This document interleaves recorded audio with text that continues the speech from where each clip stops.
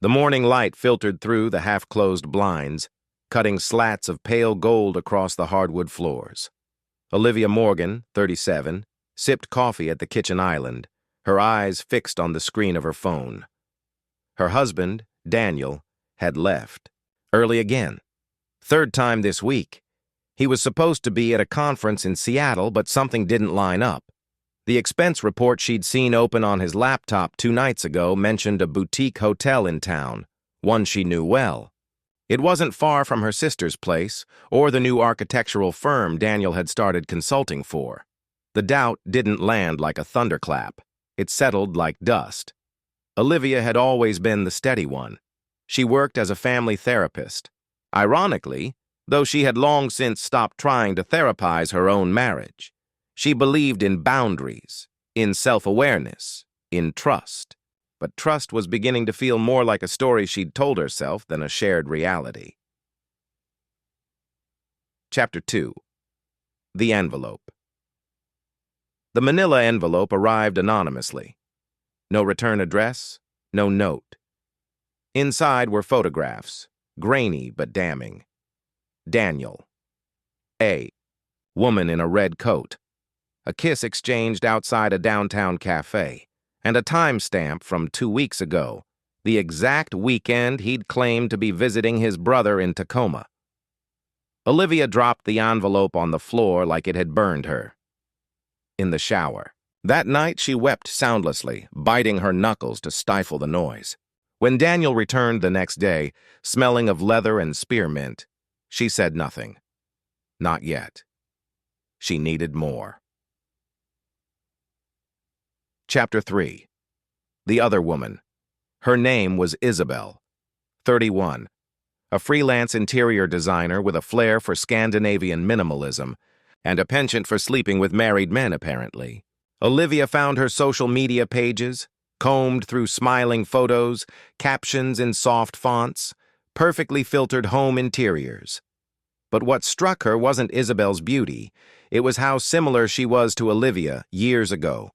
Before the miscarriages, before the 2 mortgages, before Daniel's silences grew into entire conversations she had to have alone.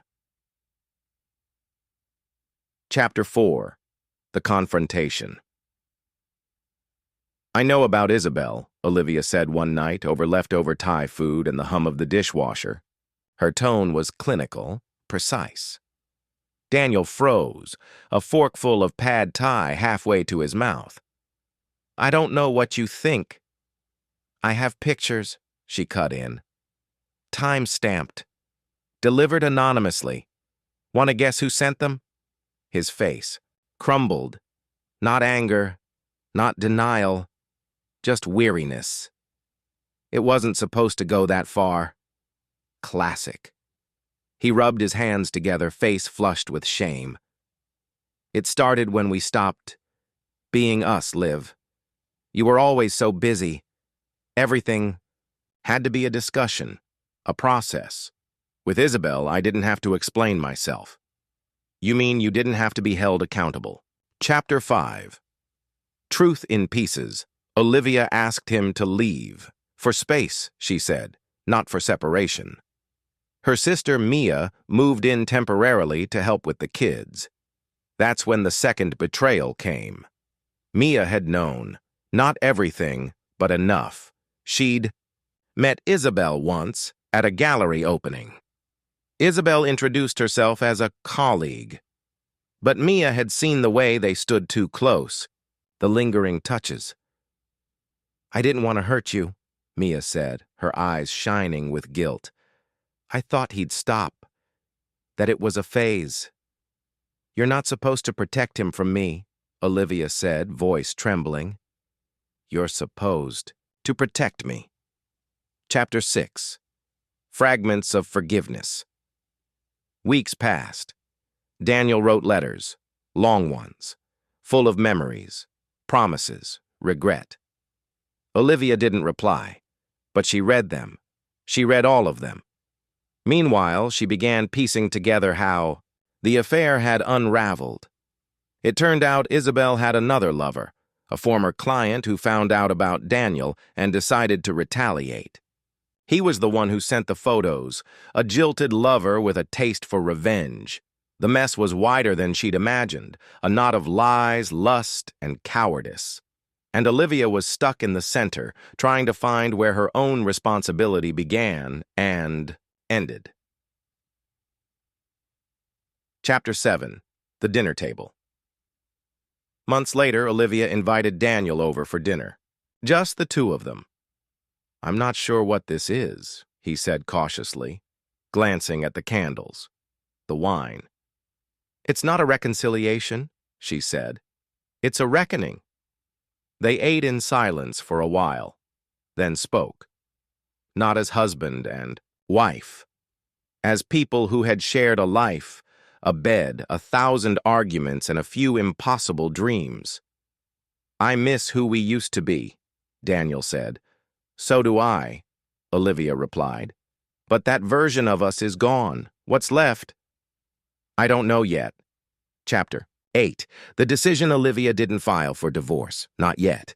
She and Daniel agreed on counseling, though not couples therapy.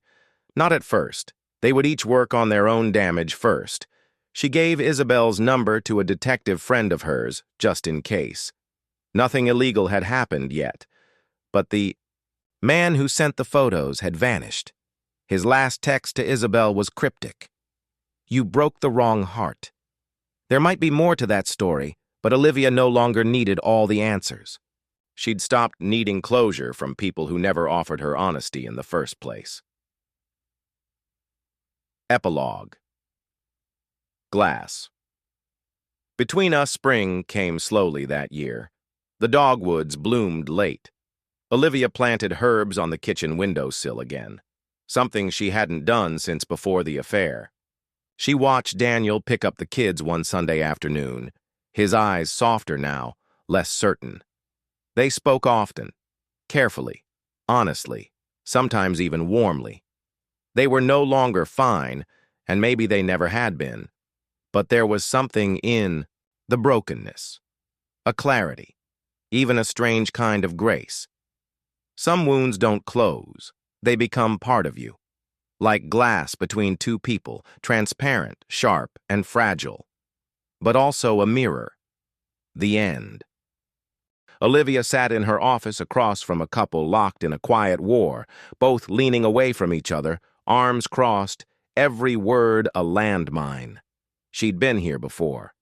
Not just as a therapist, but as the woman on the couch, pretending things were less broken than they truly were.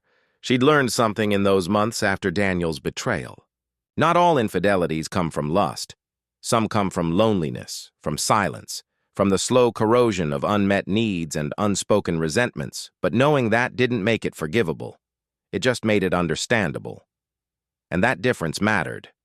When the couple left, Olivia sat at her desk and stared at the ring still sitting in the small ceramic dish by her lamp. She hadn't worn it in months. The indentation on her finger had long disappeared. She still couldn't decide what to do with it. Chapter 10. Isabel's return. It was Mia who told her Isabel had reached out again.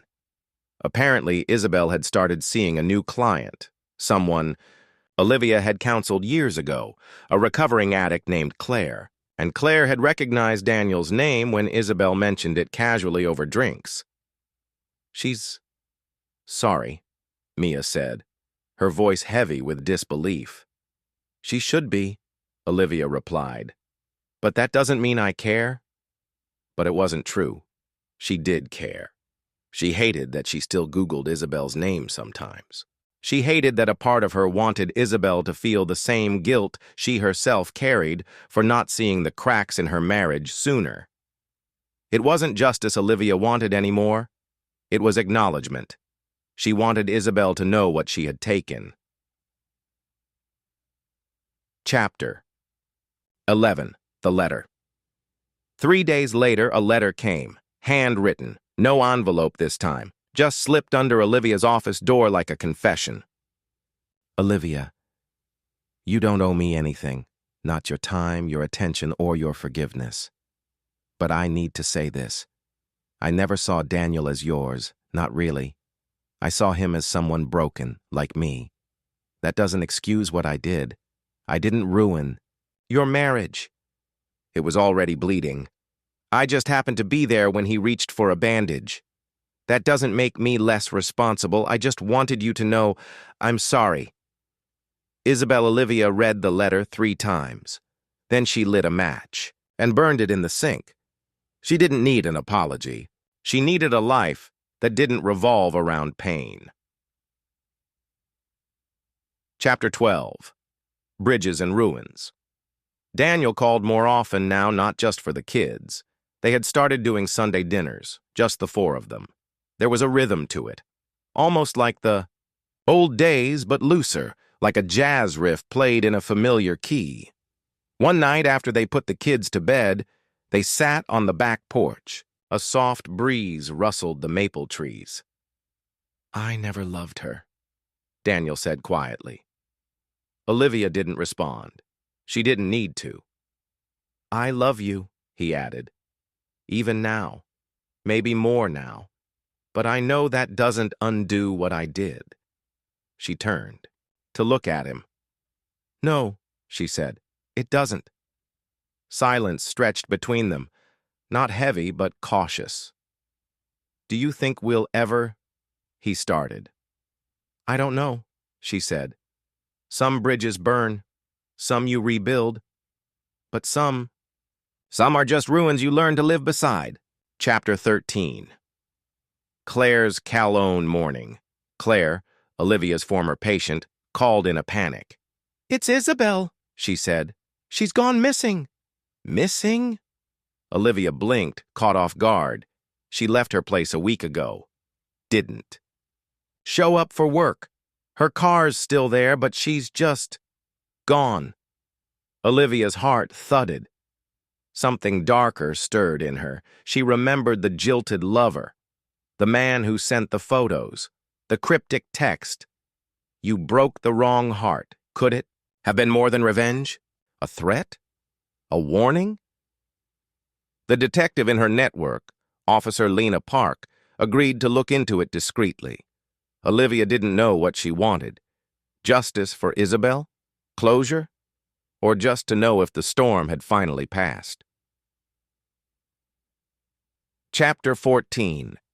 Anew. 3 weeks passed. No sign of Isabel, no ransom, no body, no answers.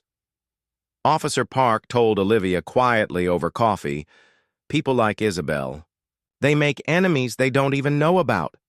But that doesn't mean she deserved to disappear, Olivia replied. No, it doesn't. Olivia drove home that night with a strange ache in her chest. She looked at her kids asleep in the back seat and realized something. She wasn't angry anymore. Not at Daniel, not at Isabel. Not even at herself. Just tired. Final chapter. The space between. One evening, Olivia stood on the balcony of her new apartment, separate from the old house from Daniel. She didn't wear her ring. She didn't check his texts with anticipation. But she still smiled when he sent her a photo of their daughter's messy drawing or a shared memory. They were not together, but not apart either. Something else. Something fragile and undefined. There were no clean endings, no perfect justice. Just people, hurt, healing, sometimes hurting again, trying to live with the choices they made. Olivia looked up at the sky as dusk bled into night and whispered, whatever comes next, I'll meet it standing. The end. Even after moving back into the old house, even with the kids' laughter filling the rooms again during their shared custody days, the nights were too quiet. There was a kind of silence that didn't comfort. It accused. It made space for memories, to wander back in, for guilt to curl up beside him like a stray dog he'd fed too many times. The house still smelled like Olivia's favorite candles, even though she hadn't lived there in nearly a year. He often found himself staring at the empty chair across the dinner table, wondering if love could really be rewired, if history, even after betrayal, could somehow become a bridge instead of a battlefield. And then there was Isabel. Her sudden disappearance wasn't just a headline or a mystery. It was a ghost. It had claws. Chapter 16. The investigation detective Lena Park met Daniel in her unmarked car parked near the coffee shop where Isabel had once worked part-time. Her expression was unreadable. "We found her apartment cleaned out," she said. "Laptop wiped. No fingerprints except hers. It's like she wanted to vanish." Daniel frowned. "You think she ran?" "I don't know," Lena replied. "But she had reason to. A man named Nolan Griggs filed a restraining order against her last year. Former client said she manipulated him emotionally during therapy, then accused him of stalking when he wouldn't stop messaging her." Daniel blinked. "She never told me that." "She didn't tell a lot of people things." That landed heavily. "She was dangerous, wasn't she?" Daniel asked. Lena didn't answer right away. She was hurting. Dangerous people often are. Chapter 17. Wounds that don't bleed. Daniel met Olivia at the park the next Sunday. The kids were running wild in the distance, giggling through the sprinkler jets. He handed her a coffee and they watched in silence for a while. "Detective, Park told me Isabel might have left on her own," he said softly. "That she had a history." Olivia nodded, unsurprised. "Why didn't you tell me?" he asked. "Because it wouldn't have mattered then," Olivia replied. "You were already gone." Daniel winced. "I wasn't gone. I was lost." "You were choosing to be lost," she said. "There's a difference." Her tone wasn't bitter, just tired and honest. He reached into his pocket and pulled out a small slip of folded paper. "She left me this, the day she disappeared." Olivia hesitated before unfolding it. "I broke something that wasn't mine.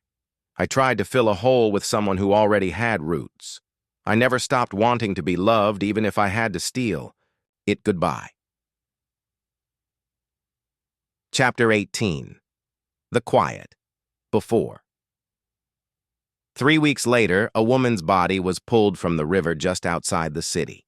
No ID, no obvious signs of trauma. Decomposition made things uncertain, but the dental records matched. Isabel. The news made local headlines for a week, then quietly faded. Daniel stood at the riverbank the next day, staring at the current as if it might give something back. A memory. A reason. He couldn't cry. He didn't know if it was guilt, shock, or a hollowness too deep to reach. But he knew one thing. He hadn't saved her. None of them had. Not him, not Olivia, not the world she tried to outrun. Final chapter. If the bridge burns, walk the ashes perspective. Olivia, when Daniel knocked on her apartment door one night in November, Olivia didn't ask why. She just let him in. He looked different, older maybe, but also settled, like someone who had finally accepted the cost of his choices. "I didn't come here to fix anything," he said. "I came because I didn't know where else to put this." He held out a small leather-bound notebook. "Isabel's journal. She wrote about you," he said, "and me, about how she thought we'd survive." Olivia opened the first page and read a sentence scrawled in Isabel's rushed, messy handwriting. "The worst part of stealing someone else's love is realizing it was never yours to begin with." She set it aside gently. "What do you want? From me, Daniel?" "I want to try," he said. "I don't expect anything, but if there's still something left, I want to earn it this time." She looked at him for a long moment, then turned toward the window, watching as the rain started to tap the glass, soft, uncertain. "I don't know if I can love you again," she whispered. "But you haven't stopped," he said. She didn't answer.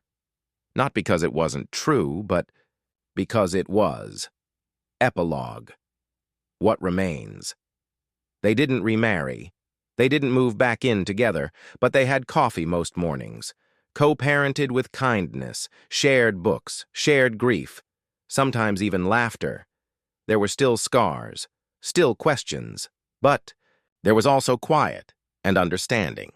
It was the little things that haunted her, the particular way Isabel had smiled at their last encounter, calm, composed, almost as if she were saying goodbye. The fact that Olivia hadn't recognized it at the time gnawed at her now, the way regret gnawed when it was too late to confront or correct.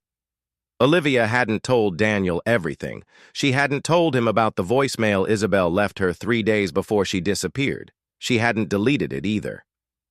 "You were right about me. I don't belong anywhere. I tried to steal what you had because I didn't think I could ever create it myself. I'm sorry, Olivia. For everything. If something happens to me, know that it wasn't all your husband's fault. It was mine, too. I just couldn't let go of needing to matter." The message played in her ears some nights when she couldn't sleep. She never played it for Daniel, not out of cruelty, but because something about it felt like a loaded gun. And maybe part of her wasn't ready for him to hear the shot. Chapter 20. The Return of Nolan Griggs. Daniel was back at the therapy practice, cautiously rebuilding his reputation and his client base. Word had spread about Isabel's death, but no one said anything directly. The clinical world was too good at dancing around the raw. Then, one day, a familiar name popped up in the appointment scheduler. Nolan Griggs. He stared at the name for a long time before walking into Lena Park's office later that afternoon. "You said he filed a restraining order against Isabel, right?" Daniel asked. Lena nodded. "He claimed she was manipulative, but then she turned it around and filed stalking charges. They were both messy. It got dismissed." "What if he didn't let it go?" Daniel asked. "What if he followed her after the practice let her go?" Lena leaned back in her chair. "You think he had something to do with her death?" Daniel didn't know how to answer. He didn't want to believe it. But the timing, Nolan reappearing, just as Daniel's own life began to quiet again, it felt off. "I want to talk to him," Daniel said. "I'd advise against that," Lena replied. "But something tells me you will anyway." Chapter 21. Thin Ice Perspective. Daniel Nolan. Griggs was ordinary, almost too ordinary. Wore clean shirts, talked with clipped politeness, carried a notebook full of affirmations and daily reflections. "I came because I wanted closure," Nolan said. "She messed with my head, Dr. Lang. I just needed someone to hear that." Daniel leaned forward. "Why now?" Nolan's eyes flickered. "Because you were her blind spot. I figure if anyone knows how deep it went, it's you." Daniel studied. "Him! Something about the way he said blind spot made his skin crawl. You didn't have anything to do with her death?" he asked bluntly.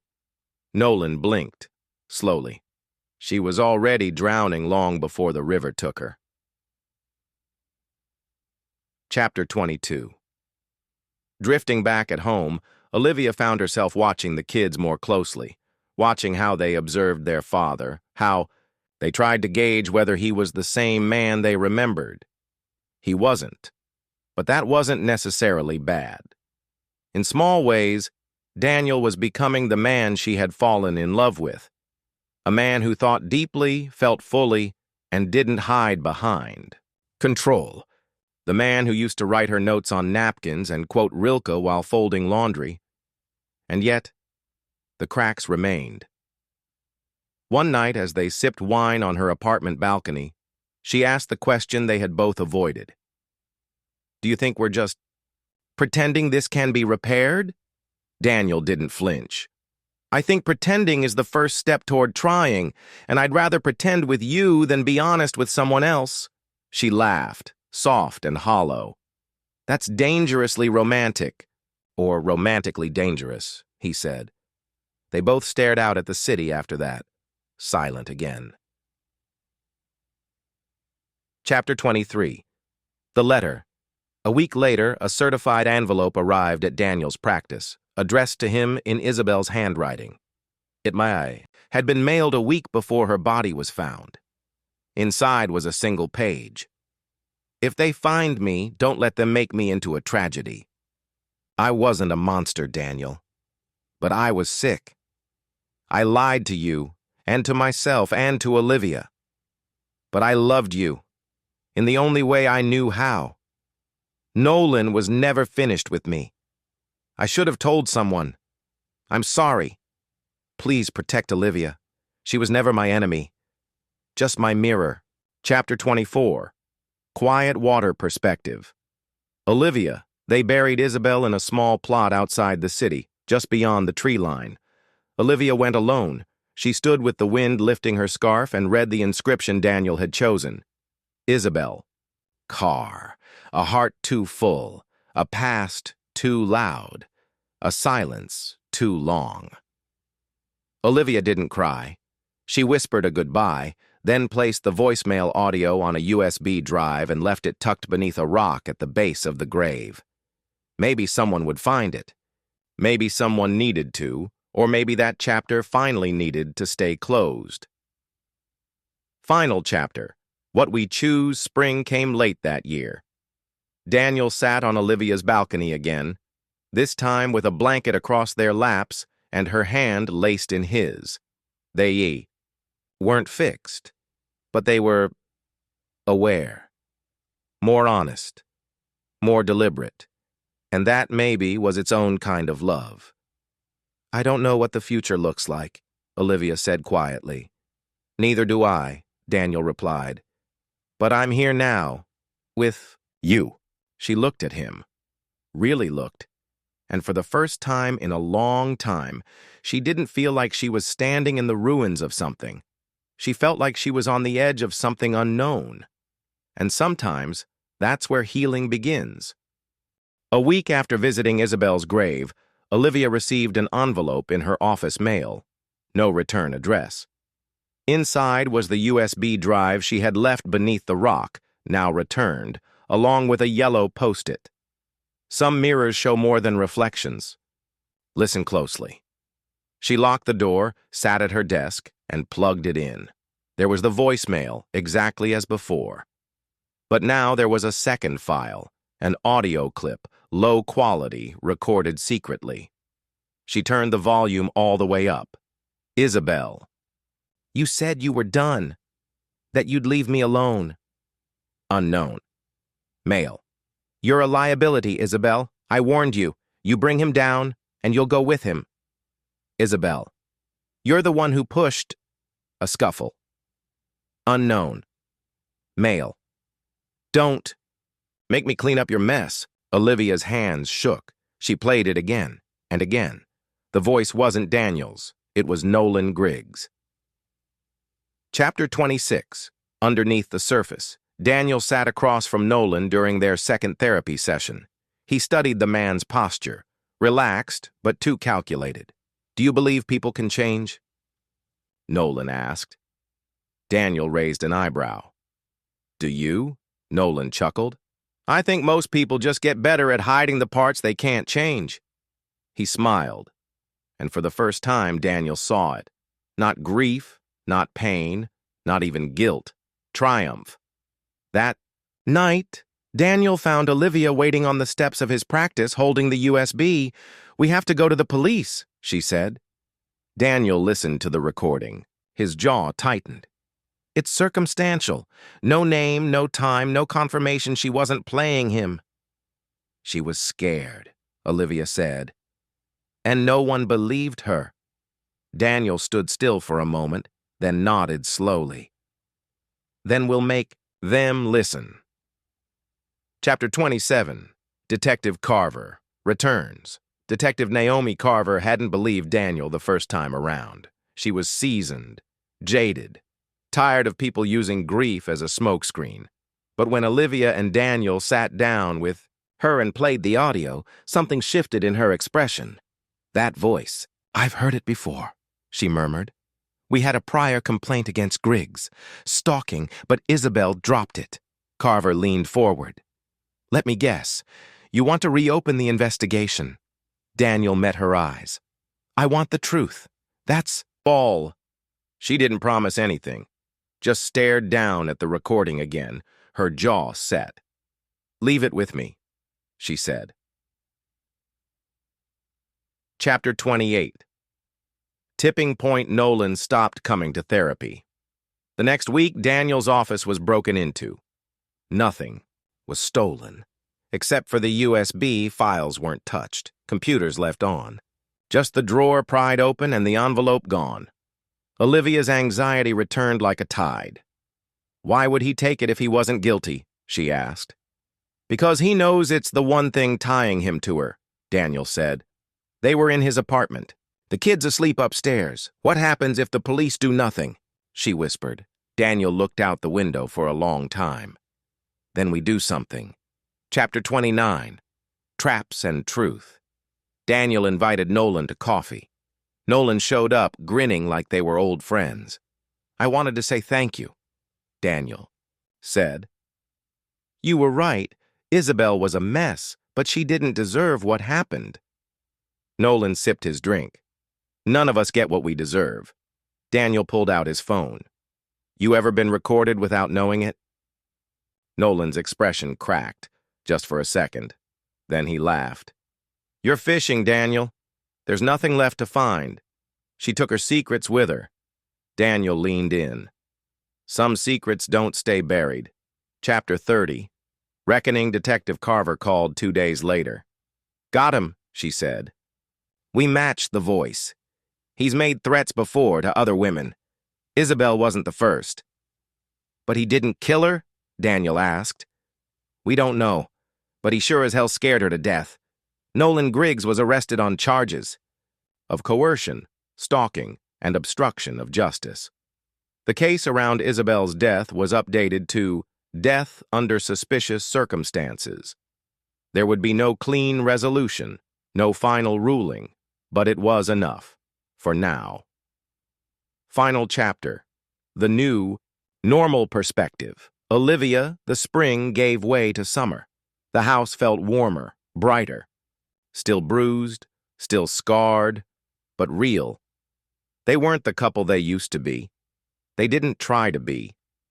Daniel sat at the kitchen table one morning penning a letter for a speaking engagement on trauma and responsibility. Olivia poured coffee and sat across from him. Do you ever miss who we were? She asked. Daniel didn't look up. Sometimes, but I think I like who we're becoming more. She reached across the table, touched his hand. Outside, the wind stirred the trees, but the house remained quiet. Inside them, things were still unfinished. But maybe that was the point. Healing didn't mean forgetting, it meant continuing. The waves off the Oregon coast had a rhythm Daniel found strangely calming. Not therapeutic, he'd come to distrust that word, but true. The sea didn't ask anything of you. It just pulled and pushed, carried and took. He stood barefoot. In the sand, his pants rolled up to the knees as the wind pressed against his chest. In the distance, Olivia walked with Harper, now 7, her hair tangled in the wind, her laughter carried over the tide. They were here on purpose, not for escape, but remembrance. Today marked exactly 1 year since Isabel's death. Her official cause of death remained unchanged, suicide, with external coercion noted in an updated police report. Nolan Griggs took a plea deal and received 7 years. Olivia still sometimes woke in a cold sweat when she dreamed of his voice, and Daniel. He hadn't returned to practicing therapy. Instead, he lectured part-time at a nearby college, speaking not just on trauma, but on ethical failure, both systemic and personal. He never said Isabel's name during those talks, but he saw her in every student's question about what should have been done. He saw her in the mirror some days too, in the way guilt refused to fade. Perspective. Olivia, that. Evening, she and Daniel sat on the cabin porch, the ocean beyond them slowly swallowing the sun. Harper was inside drawing pictures of dolphins and ghosts. You ever think about what might have happened if we had talked earlier? She asked. Not bitterly, just softly, like peeling a page that had been dog-eared too long. All the time, Daniel said. But we didn't, she added. No, he agreed. They were silent for a while. The wood beneath them creaked with age and salt. I loved him, Olivia said. Nolan. But not the man he was, just the way he made me feel like I wasn't fading. Daniel didn't flinch. I understand. You weren't the only one who felt invisible. She looked over at him. So what are we now? A couple who survived betrayal? Or two people learning to forgive for their daughter's sake? Daniel turned toward her. I don't know. Maybe both. Maybe neither. She smiled, a little. That's honest, at least. Perspective. Harper stood at the window watching them. She was too young to understand everything, but old enough to sense the air between her parents had changed this year. Heavier in some places, lighter in others. She didn't know about Isabel, not yet. Not fully, but she knew her mother sometimes. Cried in the shower, and her father had once said sorry without saying what for. She drew them anyway, 3 stick figures on a cliffside, one with dark hair, one taller with glasses, and one in a blue dress, holding both their hands. Last lines later that night, Daniel and Olivia lay in bed without touching, still together, still separate, still choosing day by day to show up in the wreckage. Outside, the ocean beat its steady rhythm. Inside, they breathed, no longer waiting for answers, only learning how to live with the ones they already had. The woman's name was Lena Markey. She lived in a rent-controlled building on the east side of Portland. 42. Freelance book editor. Clean record. Lived quietly, no complaints from neighbors, until her body was found 3 days after the 1-year anniversary of Isabel Grayson's death. No signs of forced entry. No suicide note. Prescription sleeping pills in her system. Too many to survive. The police marked it as probable suicide. But Carver saw something in the crime scene photos that tugged at the back of her mind. On Lena's bedside table was a copy of The Mirror Doesn't Lie, Isabel's unpublished manuscript, and next to it a sticky note with a single name scrawled, in shaky pen, N.G. Chapter 2. Whispers in the manuscript. Carver pulled Isabel's case file. She remembered the name Lena Markey, vaguely, a footnote in the original investigation. Someone Isabel listed as a manuscript consultant. No interviews. No statement taken. Just another name in a sea of background noise. This time, Carver dug deeper. Lena wasn't just a consultant. She was the first person Isabel confided in about Nolan, in early emails recovered from Isabel's old laptop. Isabel called Lena her safety mirror. He said he'd destroy me, Lena, and I think I believe him now. Carver closed the laptop. This wasn't suicide. It was cleanup. Chapter 3. The pattern 3 women, all connected to Nolan Griggs. One dead by confirmed overdose. One by jumping. Now Lena, Carver met with a profiler at the bureau who owed her a favor. He stared at the timeline she'd drawn out, frowning. This guy's methodical. He waits, lets the world forget, then strikes. But Nolan's in prison, Carver pointed out. The profiler looked up. You sure he's acting alone?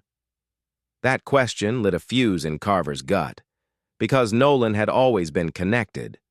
Corporate law, private security, powerful clients. People who cleaned up messes, buried reputations, wrote new narratives. Maybe he wasn't out, but someone was still protecting his legacy. Chapter 4.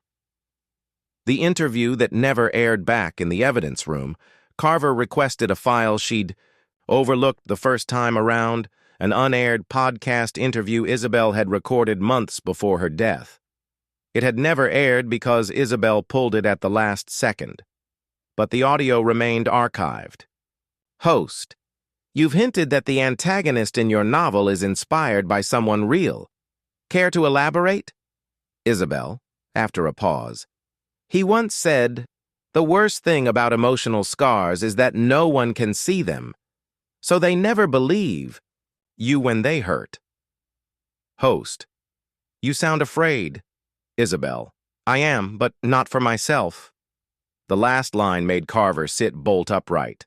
Not for herself? Then who? Chapter 5. The Boy Perspective. Daniel got the call from Carver one rainy Tuesday afternoon. Did Isabel ever mention someone named Elliot to you? Daniel blinked. No. Why? Carver paused. In her unpublished draft, there's a character named Elliot. He's a boy, about 12, scared of his father. The story hints the boy isn't fictional. Daniel leaned forward, heart pounding. You think she had a child? I don't know, Carver said. But if she did, and if he's alive, he might be the last living person who knows the full truth about Nolan Griggs. Daniel sat there, stunned. For the first time in months, he felt the old instinct awaken, the need to protect, to uncover, to make things right. Because maybe Isabel hadn't just died for what she knew. Maybe she died for who she was trying to protect. The social worker across the table wore tired eyes and a resigned posture. Her name was Shira Landon, and she'd been in the system for over 20 years. When Carver asked about Elliot, the woman flinched just slightly. I shouldn't be talking to you without a warrant, Shira muttered, fingers laced over a fading coffee mug. But I remember the boy. Elliot Hawthorne. He came through after a domestic violence case. The mother refused to name the father. Did the boy? Carver asked. No. And we didn't press, but... Shira sighed. There were bruises. Night terrors. He used to scream in his sleep about courtrooms and suits and a man with cold eyes. He was placed in a temporary foster home, then vanished. Vanished? Reassigned, they said, but there's no record. Just gone. Carver felt the chill creep into her spine. Where was the mother during this? Shira looked directly at her. She died. Drug overdose. 2 weeks after he disappeared. Carver sat back, her throat dry. She'd been chasing murders made to look like suicides. Now she was staring into the face of a child's erasure. Chapter 7. Unlisted Perspective. Daniel hadn't spoken to Olivia about the investigation. Not yet. She was slowly healing, and dragging her back into Nolan's orbit felt cruel. But he couldn't ignore the feeling that Isabel's manuscript was more than a cry for help. It was a map. He reread sections at night, carefully underlining phrases that might have seemed innocuous before. Elliot was good at disappearing. He had learned early that names could be changed, truths could be recast. The trick was to leave just enough behind so someone could find you, if they were willing to believe in ghosts. Daniel brought the notes to Carver the next day. What if Elliot left a trail, he said, voice low. Something only Isabel would recognize. Carver frowned. A message inside the fiction? Daniel nodded. Buried in the lies. Carver leaned back. Then we need someone who can read between the lines. Chapter 8. Margot Vale. Margot Vale was an independent journalist with a reputation for truth-telling and no tolerance for NDAs. She'd interviewed cult survivors, corporate whistleblowers, and more recently, tried to chase down Nolan Griggs's web of influence for a podcast that mysteriously disappeared mid-production. Carver and Daniel met her in a cramped office over a used bookstore. Elliot? She said, after hearing them out. You're not the first to ask. But no one's found him. Some say he changed names. Some think he never existed. Daniel slid Isabel's manuscript across the table. I think he's in here. I think she left a key. Margot looked down at the marked passages and the note Daniel had copied from Lena's apartment. The initials NG circled in red ink. Her eyes narrowed. This, she said slowly, tapping the edge of the page, isn't just fiction, it's a cipher. Chapter 9. Elliot's voice? It took days of cross-referencing locations, dates, and fictionalized versions of real people before Margot found it. A pattern, a hidden acrostic across the chapters, where the first letter of every sixth paragraph spelled out an address. It led them to a remote town in northern Washington, a foster home.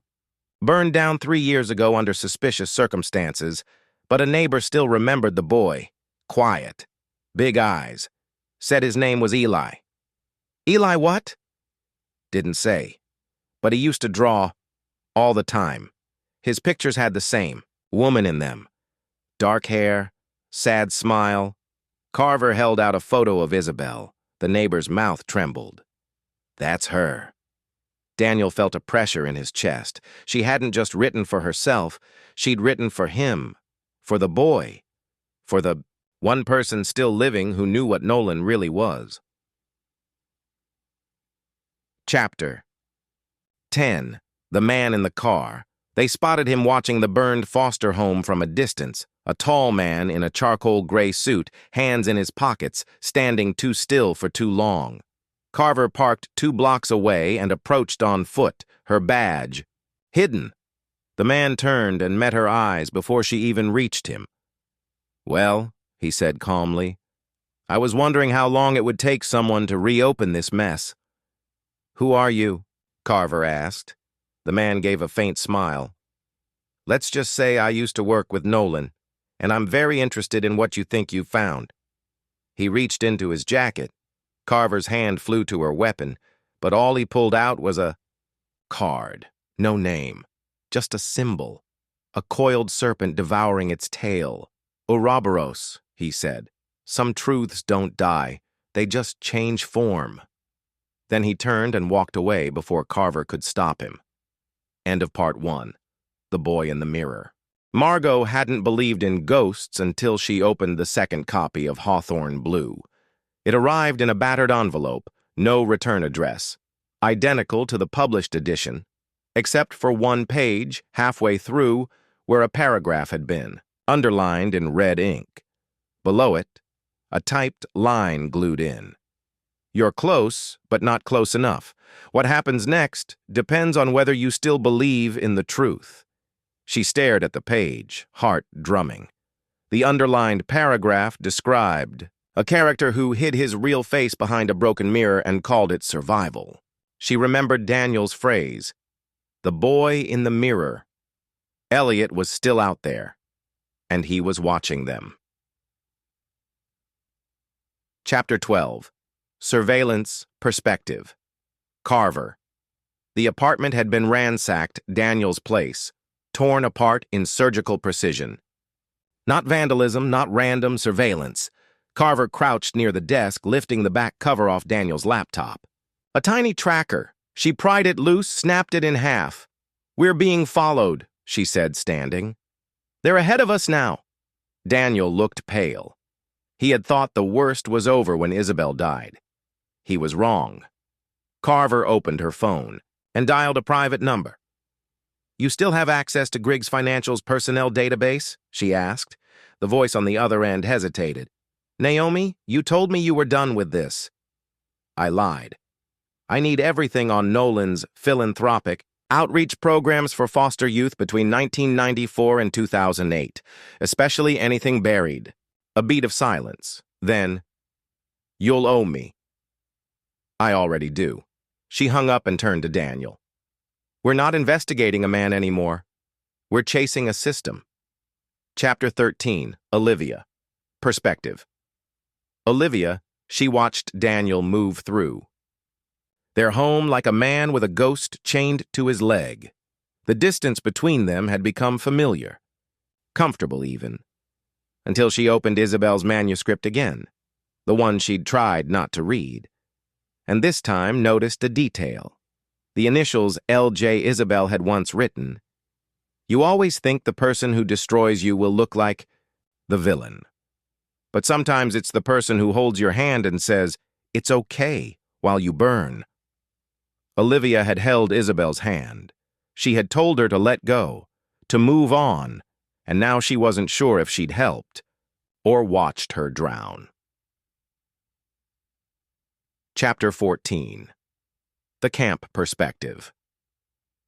Daniel, the location Margot found, was remote, hidden behind an old church property once used as a grief counseling center for abused children. They found it after cross-referencing names from Griggs Financial's old donation records. The center was shuttered, the land technically owned by a shell company. Inside the ruins of the chapel, Daniel found a metal case buried under a loose floorboard. Inside, a photograph of Elliot as a child, bruised and clutching a comic book. A cassette tape, a list of names, some circled, some crossed out. He played the tape in Carver's car. If you're listening to this, I've already decided not to run anymore. My name isn't Elliot Hawthorne, it never was. My real name is Eli Griggs. My father tried to erase me, but he forgot. Mirrors always reflect the truth eventually. Daniel's hands trembled as the truth clicked into place. Nolan hadn't just abused a stranger. He'd buried his own son. Chapter 15. An Offer. That night, a courier delivered a thick envelope to Carver's motel room. Inside, a non-disclosure agreement, a check with 6 zeros, and a handwritten note. You found the boy. Congratulations. Now walk away before he becomes another ghost. N.G. Carver stared at the paper until it blurred. For the first time in her career, she wasn't sure what justice looked like. Was it arresting Nolan and forcing Elliot into a courtroom? Or was it erasing the trail and letting him live? She looked to Daniel, to Margot, to Olivia, who had come unexpectedly and sat beside Daniel without a word, together, silent, waiting. Chapter 16. The Choice. The next morning, a single photograph was uploaded anonymously to a dark web archive known to whistleblowers. Elliot, standing at the steps of a courthouse, holding a sign. I am Eli Griggs. I survived. Within hours, the post vanished, but not before it spread. Carver received a text that night from an unknown number. He's not running anymore. Neither are we. Final chapter. The distance between us. Perspective. Daniel. They never spoke of Nolan's arrest, though it made national headlines when it finally happened. Charges stacked, scandals unearthed. Faces came forward from the shadows, each one bringing Elliot's story into clearer focus. But Daniel wasn't thinking about any of that now. He stood on the cliffs where Isabel used to walk, holding a worn copy of Hawthorne Blue, reading the last line again. Sometimes the people who vanish aren't gone. They're just waiting to be believed. Behind him, Olivia stepped closer. She didn't say anything, just slid her hand into his. The silence between them wasn't quite forgiveness, but it wasn't war either. It was something quietly human. It wasn't just the sudden flash of fame or the media circus that had followed him after his confession.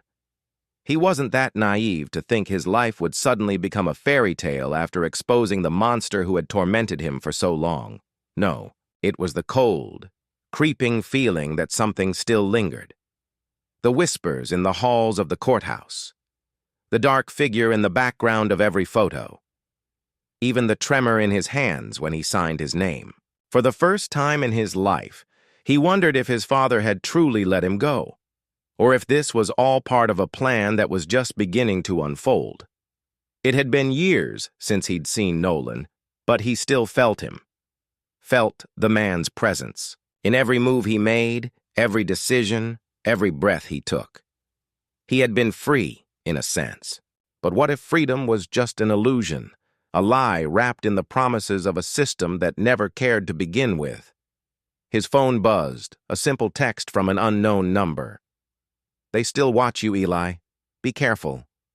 The message felt too familiar, too cold. It echoed in his mind, rattling the cage of his thoughts. Who was watching him now? Chapter 18. The Reunion. Elliot didn't want to visit the prison, but the letter had arrived that morning, sealed with an ominous wax insignia bearing his father's name. I see you finally decided to play the game. Good. It means you understand the rules. Come see me, Eli. We need to talk. There's still work to be done. His heart sank as he read the words again. How was it possible that Nolan, locked behind bars, still had such a hold over him, over everyone? A prison visit felt like the last thing he wanted to do, but it felt like the only thing he had left to do. Chapter 19. Behind the Bars. The prison walls were cold, stark, unforgiving.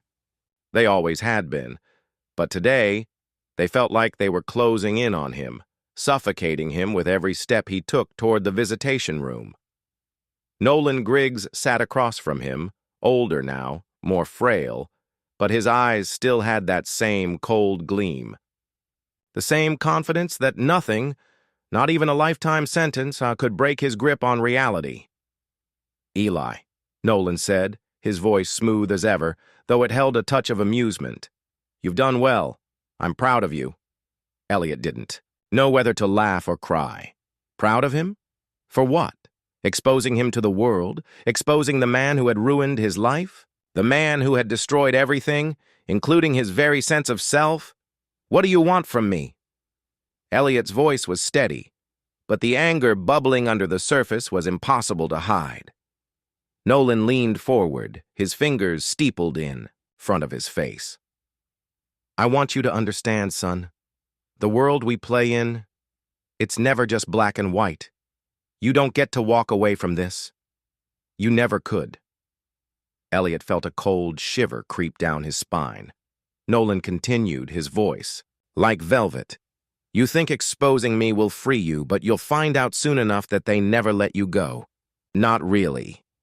You see, I've made certain arrangements. Even from here, I still have influence. I still have power, and I'm not the only one. Remember that. The game isn't over. Elliot's breath hitched. I'm done with the game. You're locked up, and You think the system can hold me? Nolan interrupted. You think you've won because they gave me a cage? Son, I built this system. I am the system. And the people who want to keep me locked away, they'll find out what happens when they forget who's really pulling the strings. The cold dread that had haunted him for years gnawed at his gut again. Was Nolan right? Was he just a pawn in a game much larger than he could have ever realized? Chapter 20. The ticking clock days passed, but the sense of dread didn't fade. If anything, it deepened. The warnings, the texts, the anonymous calls were more frequent now. The world around him felt smaller. He was being watched. They were all still watching. Elliot tried to live a quiet life, tried to move on from the past, but it was hard when you had no choice but to confront it every time you stepped outside. Olivia had tried to reach out, but he couldn't bring himself to answer. She had done her part. She had helped him. But this was something he had to face alone. Margot had warned him once in the midst of their investigation that people like Nolan didn't just disappear. They didn't stay in cages. They adapted. They bent the system to their will, and now Elliot knew it was true. Chapter 21. The Final Game. The knock at the door came just after midnight. Elliot opened it to find an envelope. No name, no return address. Inside was a single sheet of paper. Your father was right. They're never done with you. But you can still finish the game, Eli. One last move. Come find me before they find you. The signature at the bottom was simple, but chilling. Angie Elliott's blood ran cold. It wasn't Nolan. It was Nolan Griggs's legacy, and it wasn't over. The end, or the beginning. The haunting twist reveals that Nolan's legacy isn't just something tied to the man himself. It's a larger, more insidious network. Even locked away, Nolan's influence persists through shadowy figures, untraceable strings, and systems that continue to work in the dark. Elliot's decision now lies in whether he will play his father's game or whether he'll become the ultimate piece in a much larger, more dangerous puzzle. The final question lingers. Is it ever truly possible to escape your past? Or are we all just players in a game we didn't choose? Elliot stared at the envelope in his hands. The words from NG burned into his mind. Every fiber of his being screamed to walk away, to let it all go. But that sense of dread, that primal fear of being hunted, held him in place. Nolan's shadow had never truly left him, and now it seemed that shadow had grown into something far larger than his father. His phone buzzed again. It was an anonymous text. "You know what you have to do. We're waiting." The message sent a jolt of anxiety through his body. His mind raced. Who were they? Were these the same people who had been sending the cryptic warnings, or was this just another game his father had set in motion before his arrest? Elliot stood still, breathing deeply. He had to decide. The prison visit had given him a glimpse of the monster his father had been. But this felt different. Whoever NG was, they were stepping into the void Nolan had left behind. He pulled on his jacket, leaving the apartment without looking back. Every instinct told him not to do this, but somewhere deep inside, he knew that if he didn't, the walls would keep closing in on him. Chapter 23. The Meeting. The Address. In the message led him to an old, dilapidated warehouse on the outskirts of the city. The air was thick with fog, the streetlights flickering intermittently, casting shadows on the cracked pavement. It felt like walking into a trap, but Elliot didn't care anymore. He had to face whatever this was, once and for all. As he approached the door, his hand on the cold metal handle, a voice echoed from the darkness behind him. "You really are just like your father, aren't you?" Elliot turned, his heart racing. A figure emerged from the shadows, tall, cloaked, and faceless in the low light. The voice was calm, almost serene. "Who are you?" Elliot demanded, trying to keep the tremor out of his voice. The figure stepped closer, the voice dropping into something more intimate, more threatening. "It doesn't matter who I am. What matters is what you do now. Will you be the puppet, or will you cut the strings?" Elliot's breath caught in his throat. The words felt like an indictment of everything he had ever been. Every choice he had made since his father's arrest, every lie he had told to protect his fractured sense of self. "Why should I trust you?" he shot back.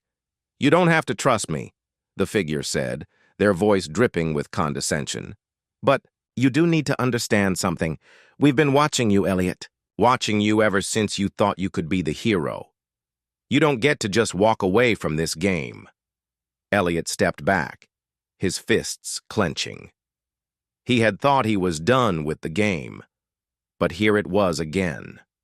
The same manipulative force, trying to drag him back into a world of shadows and lies. The figure stepped closer, as though reading his thoughts. "You've already made your choice. The question is, how far will you go to undo what your father did? How far will you let us push you?" Chapter 24. The reckoning Elliot's mind raced. He was standing at the edge of a precipice, and one wrong move would send him tumbling into a void of unknown consequences. "Who are you working for?" Elliot demanded. "Is this your father's work, or is it something worse?" The figure laughed softly, the sound echoing eerily in the darkened space. "You don't understand, do you? Nolan isn't the real problem. He was just the face, the puppeteer behind the curtains. I am the one who pulled the strings long before. You even knew what game you were playing." Elliot's blood ran cold. "You're telling me this has never been about Nolan? You're the one who's been controlling everything?" The figure nodded slowly. "Yes and no. Nolan was the tool. But the real question is, are you going to continue his legacy, or are you going to break free from it?" Elliot's mind was reeling. He had believed, for so long, that Nolan had been the one controlling him, manipulating his every move.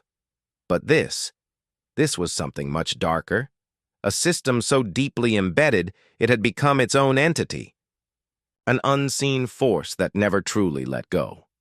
"I want out," Elliot whispered, though even as he said it, he didn't fully believe it. Would the truth ever let him escape? The figure seemed to sense his doubt. "You've made a choice already, and now we'll see if you're strong enough to live with it." Elliot could feel his heart pounding, a mix of anger and fear crashing together inside of him. His hand shook as he reached for the door handle again. His past, his father, his future.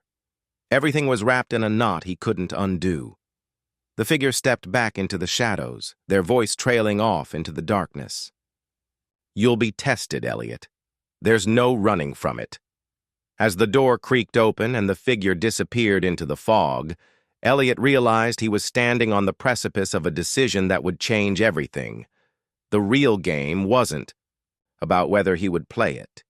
It was about whether he could survive it. Chapter 25. The choice Elliot stood alone in the cold warehouse, the dim light from the street lamp flickering faintly outside. The silence felt suffocating. He had been handed a choice, the legacy of Nolan's world or a chance at freedom, however uncertain it might be. For the first time, he wasn't sure which direction was safer. His phone buzzed again. Another text. Another cryptic message. "They're coming for you. Don't be a fool. You can still join us." Chapter 26.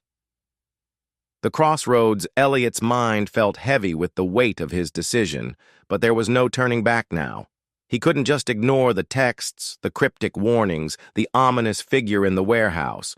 Whatever game he was being pulled into, it wasn't one he could walk away from. Not anymore. He stepped out of the warehouse, the cold air biting at his skin, a sharp contrast to the firestorm raging inside him.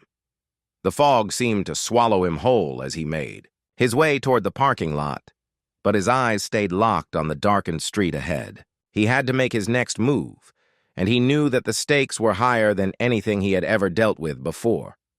His phone buzzed once more. Another anonymous message. "It's time to choose. You can still save yourself, or you can fall deeper. Into this world, the clock's ticking."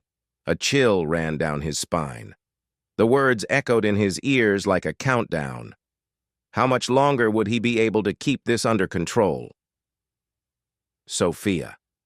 Her name surged into his thoughts. If there was anyone in his life who mattered now, it was her. She had been the constant, the one person he could rely on amidst the chaos. But if this went on, how long could he keep this from her? How long before she saw the truth? The truth of what he had become? Elliot's gaze fell to his phone once again. There it was, Sophia's number. It had always been a lifeline, but this time it felt like it might be a noose around his neck. He wasn't sure if he was ready to drag her into this. Yet, at the same time, the weight of his choices was becoming too much for him to carry alone. His fingers hovered over the screen for a moment before he pressed call. The phone rang. Once. Twice. The steady beat of the dial tone felt like a countdown. In itself. "Hello?" Her voice was warm, the same as it always was, but it carried an undertone that made his heart tighten. She could hear it in his voice. The uncertainty. The darkness creeping in. "Elliot? What's going on? Where are you?" Her words were gentle, but she knew something was wrong. She always knew. I'm at the warehouse." His voice was raw. He couldn't lie to her. Not anymore. Her silence on the other end of the line stretched too long. He could hear the slow, steady exhale of her breath. "The warehouse?" Her voice faltered, unsure if she should press further. "What were you doing there?" I've been pulled into something, Sophia." Elliot's words stumbled over themselves. "I don't know how to get out. I don't know if I can." "Pulled into what?" Her voice dropped, a tremor of fear in it. "Elliot, you're scaring me. Tell me what's going on." For a moment, Elliot didn't say anything. He was standing in the parking lot now, looking at his phone. His mind flashed back to the warehouse, to the faceless figure who had taunted him. With his father's legacy, he could almost hear the voice now, still echoing in the back of his mind. "They're threatening me, Sophia. Whoever it is, they're pulling the strings, and I can't tell if this is my father's doing or something worse." Sophia's sharp intake of breath cut through the tension. "Elliot, you need to get away from them. You have to walk away. It's not too late." "I can't. It's too far gone." He paused, feeling the weight of every choice that had led him here. "I don't know how to escape it." "You can," she said, her voice firm now, filled with determination. "Elliot, you still have a choice. You always do." The line was quiet for a moment. Then, in a whisper, she added, "I believe in you. You're not like your father. Don't let this destroy you." Her words pierced through the fog of doubt that had clouded his mind. He wanted to believe her, but how could he? Could he ever truly escape the legacy of the man who had raised him, the man who had manipulated and controlled, who had built this world of darkness? "I don't know if I can do this alone," he admitted, the vulnerability in his voice raw. "I need you. I need you more than ever, Sophia." Her voice softened, though there was still a tremor of fear beneath her words. "I'm here, Elliot. Whatever you decide, I'm here." For a long moment, Elliot just stood there, holding the phone to his ear. His heart raced, his mind a whirlwind of conflicting emotions. He was standing on the edge, torn between the future he had tried so desperately to build and the shadowy underworld that seemed determined to pull him back in. The fog around him thickened, and he felt the weight of the choice press down on him. Chapter 27. The decision Elliot drove to a secluded spot just outside the city, trying to clear his mind. His hands gripped the steering wheel tightly as he stared out at the empty road ahead. The pressure was unbearable.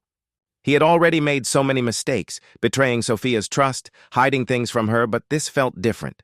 This felt like the point of no return. His phone buzzed again.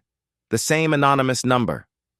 "You think you can escape, but there's no running from what's already been set in motion. You know the price of defiance." Elliot's breath caught. The words burned into his mind.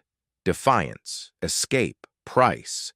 It all felt like a warning, but also an invitation. This was the crossroads, the point where he had to choose who he would become. Would he stand up to the legacy of his father, defy the shadows that loomed over him? Or would he let the darkness take him, just as it had taken Nolan? The weight of the decision hung heavy in the air, and for the first time, Elliot didn't know if there was a right answer. Sophia's words echoed in his mind. "You're not like your father." Could she be right? Could he walk away from the life his father had created for him? He had no idea. But he knew one thing for certain. He had to make a choice, and the clock was ticking, to be continued. Chapter 28. The choice Elliot's fingers brushed against the steering wheel as he sat in his parked car, staring at the distant glow of the city lights. The silence inside the car felt oppressive, suffocating. His phone sat on the passenger seat, buzzing again. Each vibration felt like a pulse, a reminder that the darkness was waiting for him. But so was Sophia. He closed his eyes, trying to block out the noise. The weight of the decision settled on his chest like a heavy stone. Could he really walk away from this? Could he escape everything he had been pulled into, or would he have to embrace it, like his father had? The messages on his phone, the threats, the cryptic words, they all painted one picture. There was no way out. There never had been. Except, maybe there was. The brief conversation with Sophia echoed in his mind. "You're not like your father." The words were simple, but they cut deep. "You're not like your father." Sophia believed in him. She was the one person who hadn't given up on him, who hadn't turned her back, even when he was drowning in his mistakes. Could he prove to her that he wasn't just a product of his father's world? Could he prove that he was more than the legacy of manipulation, violence, and deceit? His fingers trembled as he reached for his phone, unlocking it and scrolling through the messages. The most recent one from the anonymous number was waiting for him. You still haven't made up your mind. This will be your last chance. Meet us at the old pier. If you come, it's over. If you don't, we'll come to you. Your father's shadow will always be with you. The message burned into his mind. The pier. He knew exactly where it was. It was a place from his childhood, where his father had taken him on long walks, teaching him how to make deals, how to manipulate situations to his advantage. It had been a place of business then, a place that had shaped the man his father had wanted him to become. But Elliot wasn't that person anymore. He couldn't be. He couldn't let the shadow of his father consume him. A deep breath. His heart pounded in his chest, each beat like a ticking clock. Sophia. Her face flashed before his eyes. The way she smiled at him, the way she held him when things were hard. He thought of how far they had come together, how much they had already been through, how much they had trusted each other. But trust had been broken and betrayal had been set in motion. If he went to the pier, he would be sealing his fate. If he walked away, there was no turning back. He could see the life he'd hoped for with Sophia, slipping away, fading into the mist. But was that life even possible anymore? Could he be the man she thought he was? With a final shaky breath, Elliot made his decision. He didn't want to live in the shadow of his father any longer. He would choose to fight. He started the engine. Chapter 29. The Confrontation. The pier was desolate when Elliot arrived, the waves crashing against the wooden posts beneath his feet. The place was just as he remembered, cold, silent, abandoned. His footsteps echoed in the empty air, each one dragging him closer to the confrontation that awaited him. The wind tugged at his jacket as he walked deeper into the shadow of the old warehouse at the end of the pier.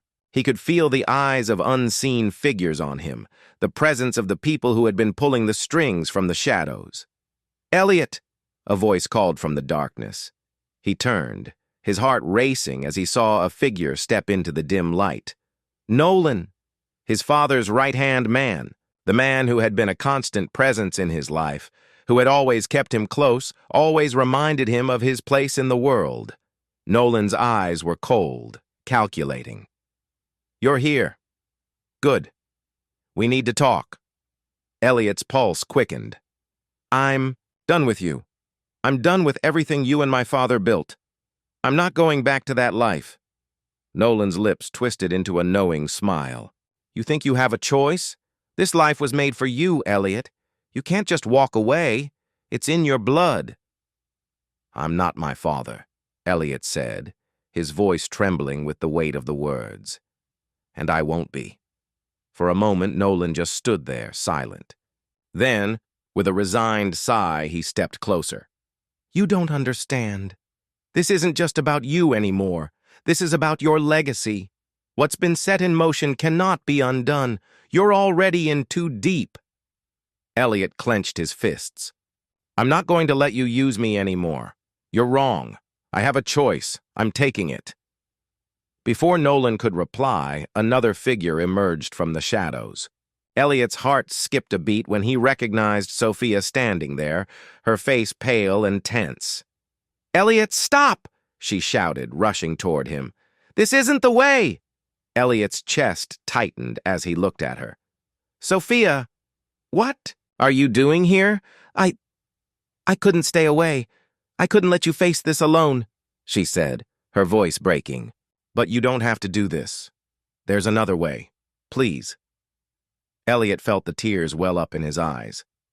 "I don't know what to do anymore." Sophia reached for his hand, her touch grounding him. "You do. You always have. You're stronger than this, than all of them. For the first time in what felt like forever, Elliot's mind cleared. He looked at Nolan, then back at Sophia. This was his choice. The life his father had chosen for him, or the life he could still have. With Sophia, he took a deep breath. I'm done. He turned his back on Nolan, pulling Sophia close. We're leaving. Nolan's voice echoed behind him, filled with venom. You think this is over, Elliot? You're wrong. You'll regret this. But Elliot didn't look back. He was done with the shadows. He was done being controlled. Epilogue. The aftermath weeks passed. The world didn't end. Elliot sat at the kitchen table, the morning sun pouring through the window, casting a golden glow over everything. Sophia was at the counter, sipping her coffee, the quiet comfort of their home settling in around them. The peace they had fought for felt fragile, like something that could easily slip away if they weren't careful. The weight of the decision to leave his past behind still sat heavily on Elliot's shoulders, and despite the progress they had made, a lingering fear gnawed at him. The sound of a knock at the door broke the silence. Elliot's stomach churned. Who could that be? Sophia looked up from her cup, her brow furrowing. I'll get it. Elliot instinctively reached for the phone on the table. His finger hovered over the screen, his thoughts racing. Could it be Nolan? Or someone else from the past? Sophia opened the door, her voice muffled by the sudden barrier of the wood. Can I help you? Elliot couldn't make out the reply. He stood up slowly, cautiously, his feet carrying him toward the door before his mind could catch up with the instinct that pushed him forward. Sophia stepped back into the room, a figure following her. It was David Mercer. Elliot froze, his heart hammering in his chest. The last time he'd seen Mercer, he had been a shadow in the background. Another piece in his father's dangerous game. Elliot had thought he was done with all of that the past was far behind them. But now here he was, standing in his home, looking just as cold and calculating as ever. Sophia's expression was a mixture of confusion and concern. Elliot! Mercer's gaze was unwavering, his voice flat. I need to speak with you, Elliot. Alone. Elliot felt his pulse spike. The last thing he wanted was to be alone with Mercer, but he knew that avoiding it would only make things worse. He nodded slowly. We can talk. Sophia's eyes flicked between them, a flicker of doubt in her gaze. Elliot. I'll be fine, he reassured her, though the words felt hollow. He gave her a brief, tight smile before following Mercer into the living room. As soon as they were inside, Elliot's mind raced. What did Mercer want? Sit down, Mercer said, gesturing to the couch. There was an air of forced politeness, but Elliot could tell it was a mask for something deeper. He sat, his eyes narrowing as he watched Mercer. You thought you were free, didn't you? Mercer's voice was low, a slight smirk playing at the corner of his mouth. But freedom isn't something you can just walk away from. Not when your name is tied to things like ours.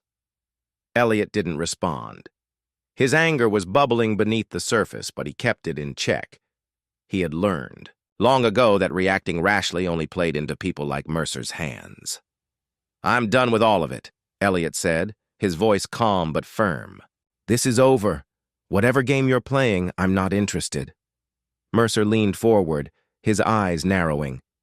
You think it's that easy?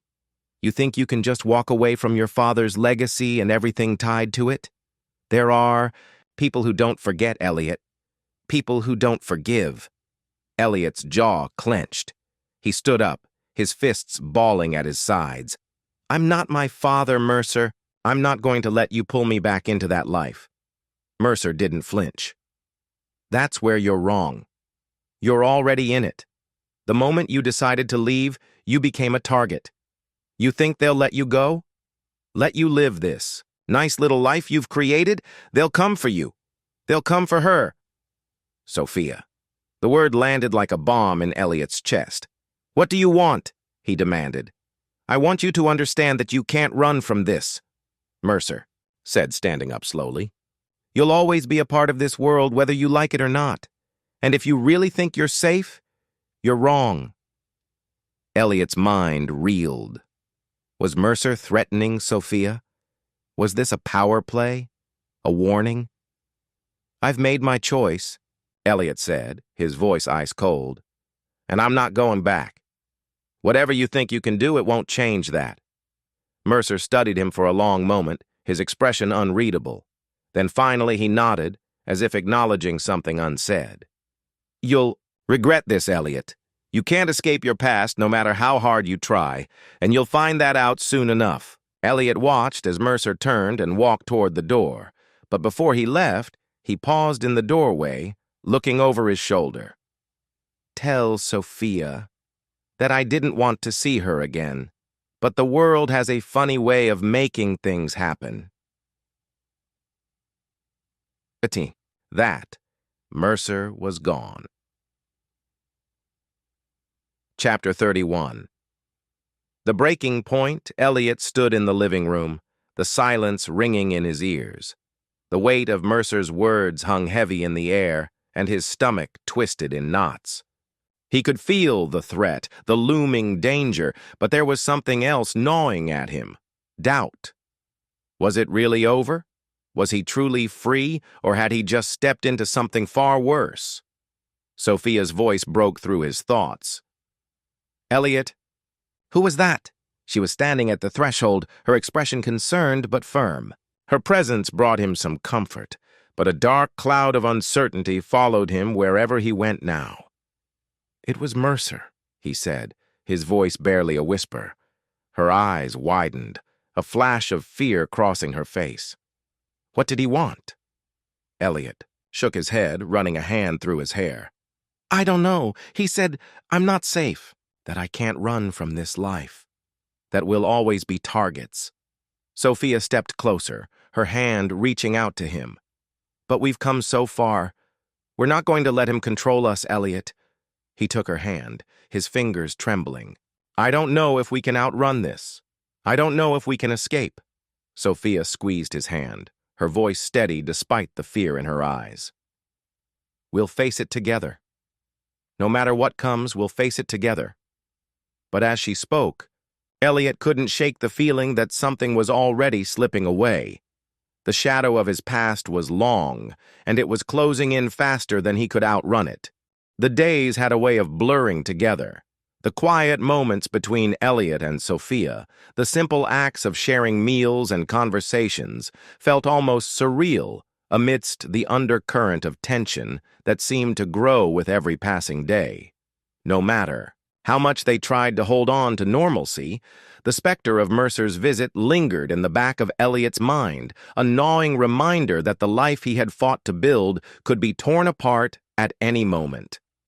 Sophia could sense the change in him. It wasn't just the weight of Mercer's words. It was the shift in his demeanor, the way his eyes would unfocus at times, as if he were somewhere else, somewhere he couldn't leave behind. One night, as they sat in the living room, the glow of the television flickering in the background, Sophia turned to him, her voice soft but firm. Elliot, what is it? What are you not telling me? Elliot hadn't even realized he was holding his breath until she spoke. He turned to her, his chest tightening as if the air itself had thickened. She wasn't angry, she wasn't demanding. But there was something in her eyes, something that made him feel the weight of every unspoken truth between them. He leaned back against the couch, running a hand over his face. I don't know how much longer I can protect us, Sophia. Her expression shifted, a flicker of fear crossing her face before it was quickly replaced by determination. You don't have to protect me from everything, Elliot. I'm not going to let whatever happened with Mercer define us. You don't have to face this alone. He looked at her, his heart pounding in his chest. The love he felt for her was a quiet, steady thing, but now it felt like a tether, one that anchored him to the present, to the future they were trying to build together. But no matter how hard he tried, he couldn't rid himself of the feeling that his past was always one step behind them, waiting for the moment to catch up.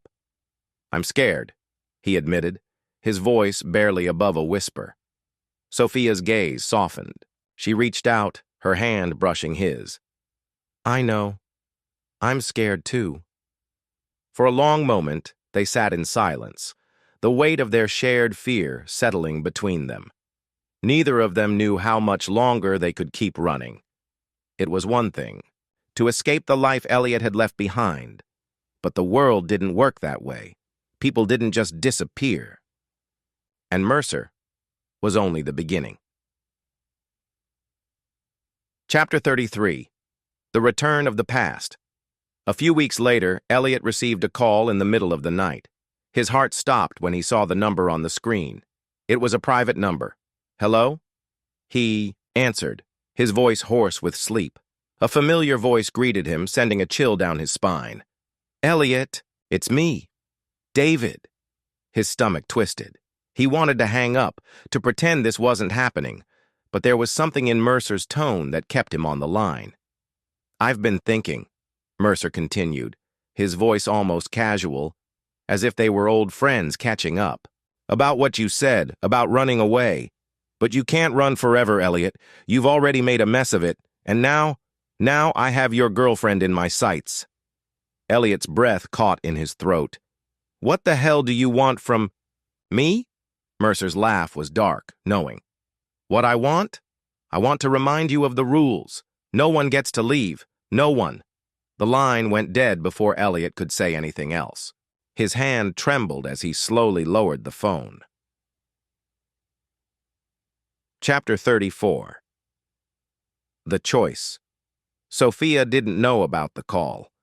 Elliot had kept it to himself, unwilling to let her feel the same terror gnawing at him. But every time he looked at her, the weight of the choice pressed on him. He could protect her by keeping her in the dark, or he could pull her into the chaos that was closing in on him. It was a quiet afternoon when the doorbell rang again. Elliot hesitated, his heart in his throat. He knew it was too soon for Mercer to show his hand again. His mind was racing, trying to prepare himself for whatever was coming next. Sophia opened the door. Her voice, though calm, held an edge of uncertainty as she called back to him. "Elliot, there's someone here for you." He walked toward the door, his heart thudding louder in his chest with each step. Standing on the porch was a man he didn't recognize. Tall, sharp-featured, dressed in a dark suit. A stranger, yet somehow familiar.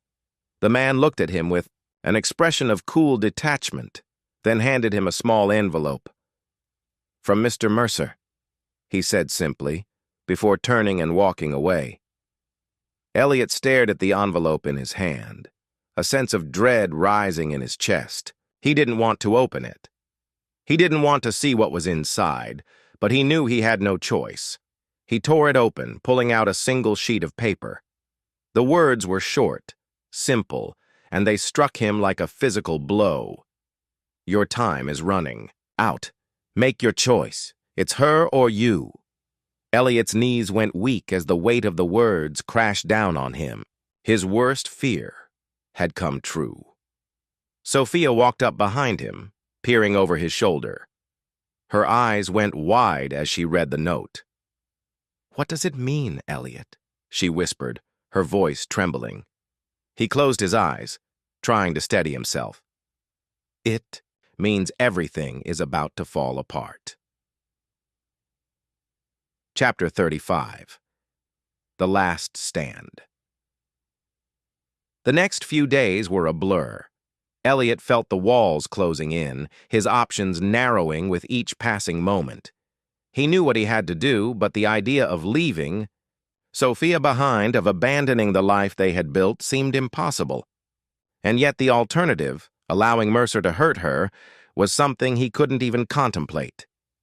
One evening, after they had shared a quiet dinner together, Elliot told her everything. I can't protect you anymore, Sophia, he said, his voice thick with emotion. Mercer will come for you, for both of us. I won't let you be caught up in this. I have to end it. Sophia looked at him, her eyes wide with shock and fear. No, Elliot. We'll face this together. We've already been through so much. The weeks that followed Elliot's disappearance were like a haze for Sophia. She moved through her days in a numb, detached manner, replaying the words he had left her with. She couldn't believe it. Elliot, the man she loved, the one who had promised to never leave her, had walked away. For her safety, for his own demons. She wasn't sure anymore. It was hard to stay angry when she was consumed with confusion and pain. Each night she would lie in bed, staring at the empty side of the mattress where he used to sleep. The silence between them was deafening. She missed him in ways that hurt deeper than any betrayal. The hardest part, though, was the gnawing question that plagued her every waking moment. Was it his choice to leave, or was he forced into it? The answer, she knew, lay somewhere in the mess of his past, a past she'd never fully understood. Chapter 37. The Detective's Visit. 3 weeks after Elliot's departure, a visitor arrived at Sophia's doorstep. It was a Friday afternoon, and she had been sitting on the porch trying to clear her head when she saw the car pull up. The man who stepped out was tall, with short-cropped hair and a crisp suit. He looked like the kind of person who had seen it all but didn't let it show. Sophia stood up, instinctively feeling a sense of unease. "Can I help you?" she asked, trying to mask the tension in her voice. He smiled faintly, his eyes scanning the area before he spoke. "I'm Detective Carter. I've been investigating some things related to your boyfriend, or rather former boyfriend." Sophia's heart skipped a beat. "What things?" She felt a lump form in her throat. Carter stepped forward, pulling out a business card and handing it to her. "You're going to want to sit down. This is serious." The moment the card touched her palm, she felt a cold shiver run through her. She didn't sit down. She couldn't. Her legs felt weak, but she stood her ground. "Detective, what are you saying?" she demanded, trying to steady herself. "I've been tracking Elliot's movements, and I've uncovered something you need to know." "Something. That might explain why he left you." Sophia's pulse quickened. She didn't know if she wanted to hear what he had to say. But she couldn't back down now, not with all the unanswered questions that had built up since Elliot's sudden departure. "I'm listening," she said, her voice trembling but firm. "Elliot was involved in something dangerous. There are people after him, people he owes, and it's not just Mercer," Carter continued. "There's a criminal network, one that Elliot's been trying to get away from for years. He thought he could disappear, but he was wrong." Sophia's mind raced, her thoughts spinning in every direction. "Are you telling me Elliot is in danger?" she asked, her voice cracking with emotion. Carter nodded. "Yes, and he knew that. That's why he left. He thought he was protecting you." "But why didn't he tell me?" Sophia choked out. "Why didn't he?" "He couldn't.